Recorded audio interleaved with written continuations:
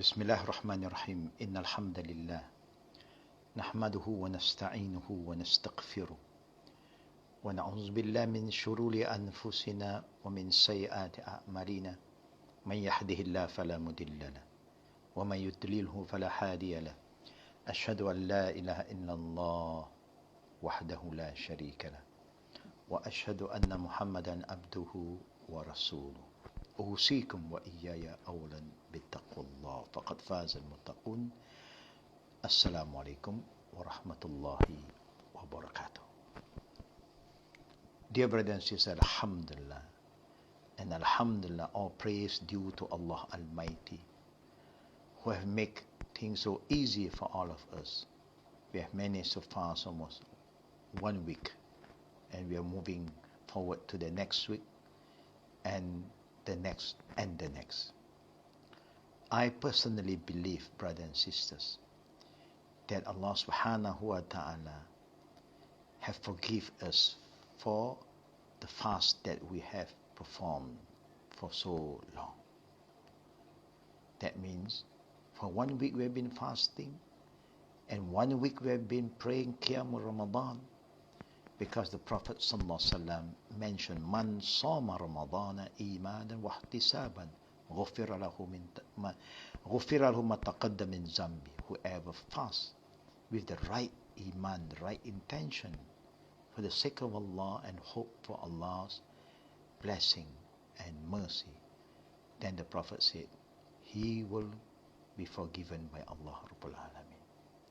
That part I believe, that we who have committed a lot of sins, Allah have been forgiving us every night, every day. In the daytime we fast, at night we qiyam. And the Prophet also said, Man qama Ramadana imana wa ihtisaban ghufira lahu ma taqaddama min zambi. Allah forgive the past sin. So the past is the past, brothers and sisters. What we have to look into now is the present and our future, so that we can move forward and become a better person. Now, I always try my best to remind myself and to all the good brothers and sisters who have been following us. And I believe your patience and istiqamah, consistent in following our program, sure will benefit you and also your children. Now, when we do something, it's very important to look into our intention. Allah Rabbul Alameen remind us through His Prophet Muhammad sallallahu alaihi wasallam, "Qul innama ana basharun mislukum. Yuha ilayya annama ilahukum ilahun wahid." Said, O Muhammad, to the people, you are just a human that was sent by Allah to guide mankind, to teach people. You are just a human like us. He eat, he sleep, he have a family, he pray, he work, he do a lot of things like any one of us are doing. And our Prophet are doing more than us. That means he's no angel, but he can be better than angel. We are no angel, but we can be better than angel. Now, the Prophet ﷺ was reminded by Allah to tell us, فَمَنْ كَانَ يَرُجُّ لِقَاءَ رَبِّي فَلْيَعْمَلْ عَمَلًا صَالِحًا وَلَا يُشْرِكْ بِعِبَادَةِ رَبِّهِ أَحَدًا. Whoever have the intention to meet Allah, to return back to Allah, in a way that Allah is so pleased with us, then he or she must make sure that he have the right iman and act righteously. You must be an active, productive, and practicing Muslim, not just Muslim by name. فَلْيَعْمَلْ, you must act upon your deen, your belief, because iman and amal cannot be separated. And amal that Allah wants, amal salih, every time when Allah talk about deeds, He make it very clear, amal salih. Wala yushrik bi ibadati rabbih ahadan. Allah said, while you are doing all the ibadah, your act of worship, fasting, praying, giving charity, sadaqah, zakat, and so on, don't have a hidden agenda. Make sure that you do not commit any form of shirk. Brothers and sisters, let us think for a while. Can a person who are praying, committing shirk, he is worshipping Allah. He is not worshipping idols or cross or stone or animal or human. He is worshipping Allah like you and me. Can we commit shirk while worshipping Allah? Of course, to us, no. What do we mean by committing shirk while worshipping Allah? How can we commit shirk when we are worshipping Allah? Can we commit shirk when we are fasting? A lot of people feel this. It doesn't make any sense. Can we commit shirk when we are giving sadaqah? But what is shirk here? Shirk while you are doing ibadah means our intention in doing all this act of worship is not for Allah, but to show others, to show people, to please people. When you do something not to please Allah, that can bring you to shirk. Very dangerous. That's why the Prophet did mention the thing that I fear most is a shirk asghar, the minor shirk. But this is the shirk that I fear most for my ummah. And what is that? That is showing off. Anything you do, you have the intention to show off to others. You're not doing it really to please Allah. Everything we do, if you don't please Allah, all the good deeds cannot be righteous. It's amal, but not salih. So it's very important for us to take care of our intention. And I believe that all of us who have been fasting and praying, they do have the right intention. But when you give charity, sadaqah, be careful. Even at night, like we are praying, we don't have to show off and tell people how long my prayer is. That's why when the people asked Aisha about the prayer of the Prophet, each time after she explained, yusalli arba'a, he will perform 4, falatus al-an husnihinna wa tulihinna. Don't ask how beautiful the prayer of the Prophet, how long he stand up for praying. Don't ask. Enough. You just do what you can. The same go to us. If you can recite long surah, recite. No problem. But don't go and ask others. Whatever they can recite, alhamdulillah. Like people used to say it lately, even if we can recite every rakat, قُلْ هُوَ اللَّهُ أَحَدٌ اللَّهُ الصَّمَدُ لَمْ يَلِدْ وَلَمْ يُولَدْ وَلَمْ يَكُنْ لَهُ كُفُوًا أَحَدٌ. Alhamdulillah. Don't worry. Allah value every single thing that we are doing to please Him. And more reward than people who recite long surah with the intent to show us. See how good is my recitation. See how many ayat of the Quran I have memorized. All this can come to any one of you. You see, remember the hadith of the Prophet, that the Prophet said to us, in the day of judgment, there are 3 people that Allah will judge them first than any one of us. And the 3 guys are not a bad guy to us. They are so-called Muslim too. One is a person who can recite the Quran beautifully, and he's been teaching people how to read the Quran. And Allah will ask them,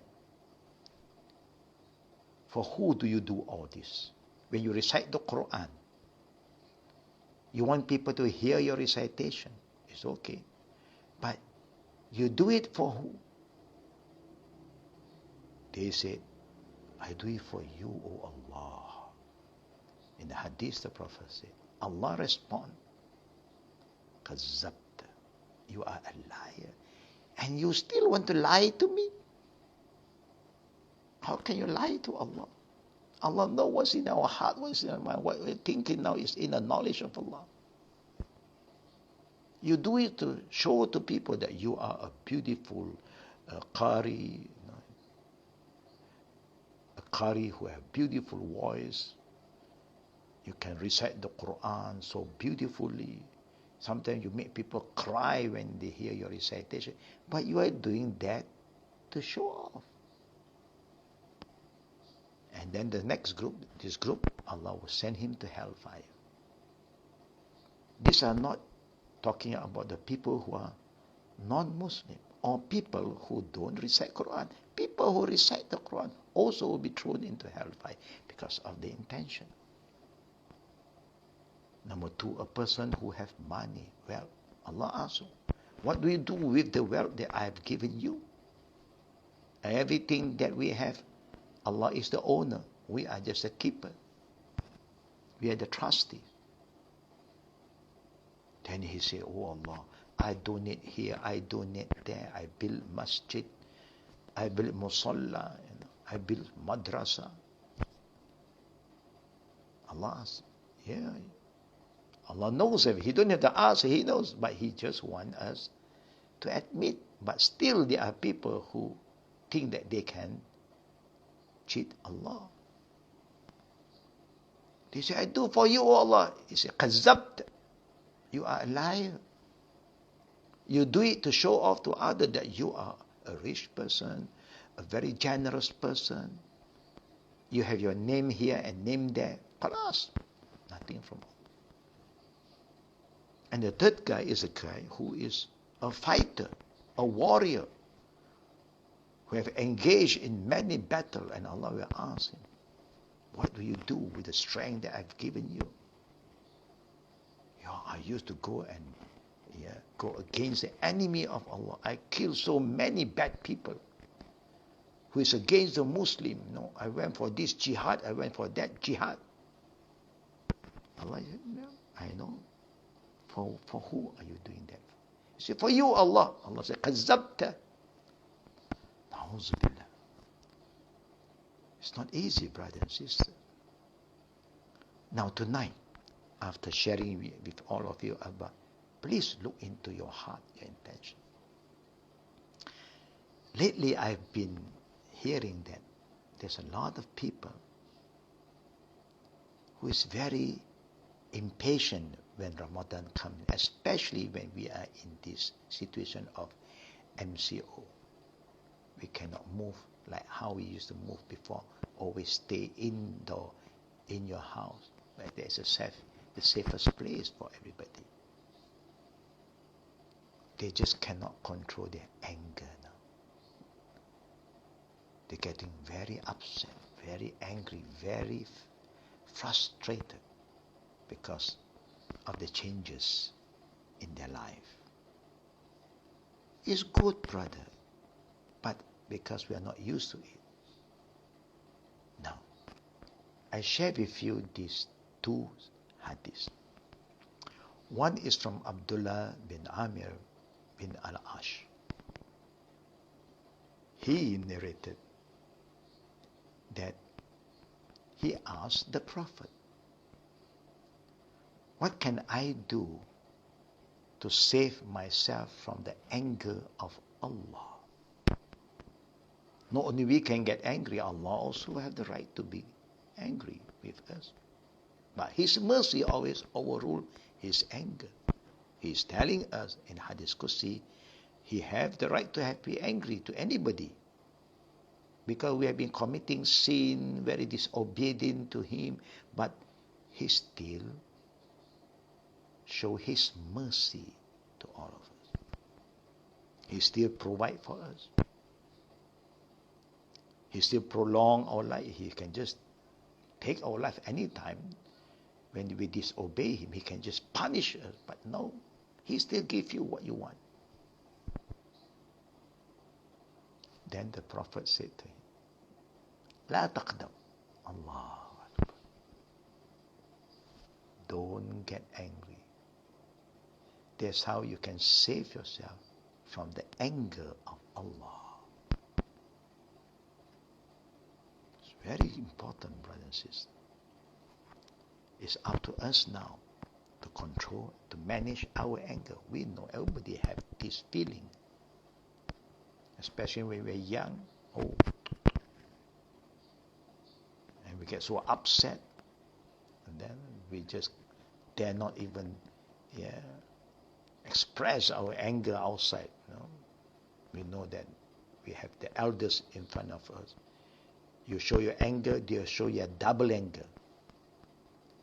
They have double anger, not only one anger.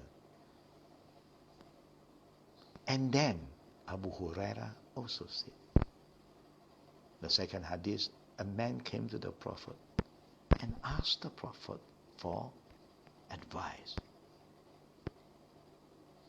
He asked the Prophet to teach him something that is easy, simple, very light, for him to practice, for him to act upon it, and for him to memorize. You see, the companions sometimes they don't ask for long advice. Very simple, straightforward. So that it's easy for them to act upon the knowledge. And it's easy for them to remember. Now what did the Prophet say? La taqdam. I hope all the brothers and sisters following me closely. What did the Prophet say? La taqdam. That's all.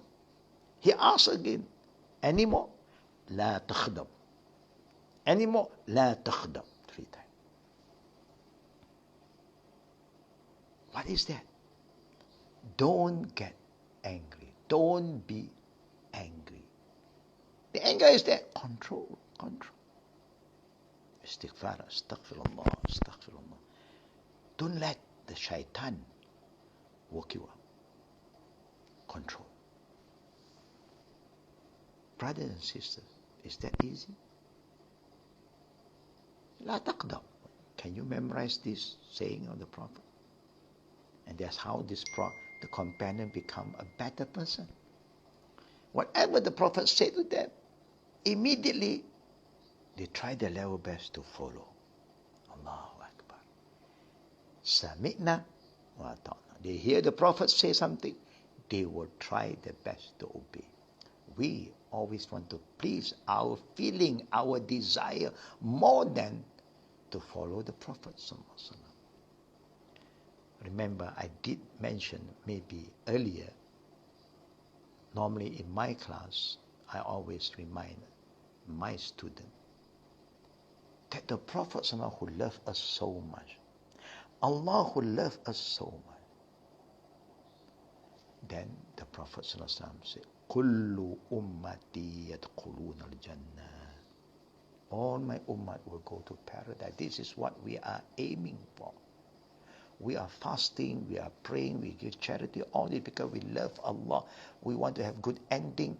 We want to please Allah so that in return, Allah will reward all of us with paradise. And then the Prophet continued. Kullu ummati yadkhuluna al-jannah. All my followers will go to Jannah illa man aba. Except those who refuse not to go to Jannah, not to enter Jannah. Ramadan, futihat abwabul Jannah. When Ramadan come in, the gate of paradise is open for everyone who fasts to go in. Allahu Akbar. Now, The Prophet said, Illa man aba, except there's one group among my ummah who refused to go to paradise. The companion was surprised. Qila ma ya'ba ya Rasulullah. Who are those who refuse to go, who don't want to go to Jannah? I asked a lot of my friends who are not yet a believer, do you want to go to paradise or hell? Everybody want to go to paradise, even the bad guy, because they know paradise is the best place to go. Then the Prophet said, because when they asked the Prophet, who do not want to go to paradise? The Prophet just answered, Man atani dakhala jannah. Whoever obey my teaching, my sunnah, they take it seriously, he go to paradise. وَمَنْ أَصَانِي فَقَدْ أَبَى رواه Muslim. Whoever refuse to follow my sunnah, reject my sunnah, belittle my sunnah, abuse my sunnah. There are people who say, what? Little bit sunnah, sunnah. What is sunnah? Allah. They don't even understand the literal meaning of sunnah. How can we get, or how can we receive the shafa'ah, intercession of the Prophet, if we don't even understand the meaning of sunnah literally, lughawi? Brothers and sisters, please, there will come a day I'm going to remind all of you in one of the night to understand sunnah. Because by understanding sunnah, we become a very good Muslim. Now before I end my tazkirah, my short reminder tonight, for those who have memorized the hadith I have shared with you last few nights, Alhamdulillah. And also don't forget to remind your children the dua after wudu, dua after azan. I have to remind all of you. Why? Because even it is simple, but being human, we have a lot of weaknesses. We do not want to entertain this weakness. We do not want to end Ramadan without memorize few hadiths of the Prophet and important dua. Now, you can also see our media team soon is going to show you all the hadiths in Insta wall. You can go into that and have a look. They'll show you the hadiths. But again, I like all of us to memorize these hadiths and to repeat with me again. Try. The first hadith, remember. Remember the first hadith? La darara wa la dirar. The second hadith, min husnil Islam al-mar'i tarkuhu ma la ya'ni. The third hadith, kullu muslim ala muslim haramun damuhu wa maluhu wa irduh. The fourth hadith, al-muslim man salim al-muslimun min lisanihi wa yadi. Allahu Akbar.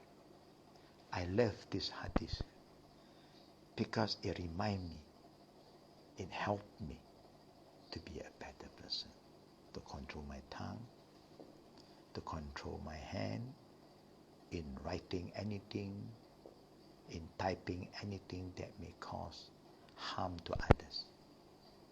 You want to type in anything, type something good, alhamdulillah, positive. A good reminder is good. Prayer is good. But don't go on backbiting, gossiping, fitna, slandering. Don't do that. And the last one, remember the hadith that we are just sharing with you tonight, where Abdullah bin Amir bin al-As was asking the Prophet, and also Abu Huraira telling us, another guy also asked the Prophet. The first one asked the Prophet, how can I be saved from the anger of Allah? The Prophet said, La takhdab. Don't be angry. Can we control ourselves now, brothers and sisters? For the sake of Allah, you can. For the sake of Allah, I believe in it. But just want to play around, yeah, sometimes it's very tough. But always remember, when we are sincere and keep on asking Allah, oh Allah, help me. Oh Allah, help me. Help me to memorize all this saying of your beloved Prophet Muhammad sallallahu alaihi wasallam. Yeah, Allah will make it easy. But we must ask. And at the end of it, when you have memorized, don't misuse this hadith. Don't use the hadith to just go and throw at anybody and judge anybody. It's a beautiful hadith. It's for you. Always when you learn something, reflect yourself first. Am I doing this? Am I doing all the knowledge that I'm exposed to already before I pinpoint at others? So I will keep on praying for all of you. May Allah make it easy for all of you to memorize all this, inshallah. And also, don't forget to keep on praying for rain. I know it's been raining every day, alhamdulillah, but we still need Allah to purify, yeah, the air for us and also the land from all the very destructive, yeah, virus. So don't give up in doing what is good for you, and the prayer, the dua, the zikr, and memorizing the hadith of our Prophet sallallahu alaihi wasallam. We hope to see all of you. You remember, tonight is Friday night. Tomorrow is another Friday again. So we hope that Allah subhanahu wa ta'ala, will make our Friday a better one than the one before, because the Prophet did say, Al-Jum'ah ila Jum'ah muqaffarat bainahuma. From one Jum'ah to the next, whatever sin that you have committed will be erased. You see? So many times, Allah is going to forgive us. The Prophet is telling us, you'll be forgiven by Allah if you fast. You'll be forgiven by Allah. Your fasting will be erased by Allah if you pray a night prayer. And Jummah to Jummah, this is weekly forgiveness. Allah will forgive all the weekly sins. So may Allah subhanahu wa ta'ala, accept our prayer, accept our fast, and keep on praying for the goodness of the Ummah, and may Allah give guidance to the people who are not yet a believer. Ameen, Ya Rabbil Alameen. And whoever is following this program, if there are some sisters who are not yet Muslim, we welcome you to our enrichment program, because all this knowledge is sure to bring some benefit to all of us. Because the saying of Allah is a divine guidance. The saying of the Prophet is here to make us a better person. So, welcome to our program. We'll see you tomorrow night. Subhanakallahumma bihamdika. Ashhadu an la ilaha illa anta. Astaghfiruka wa atubu ilayk. Assalamu alaikum wa rahmatullah wa barakatuh.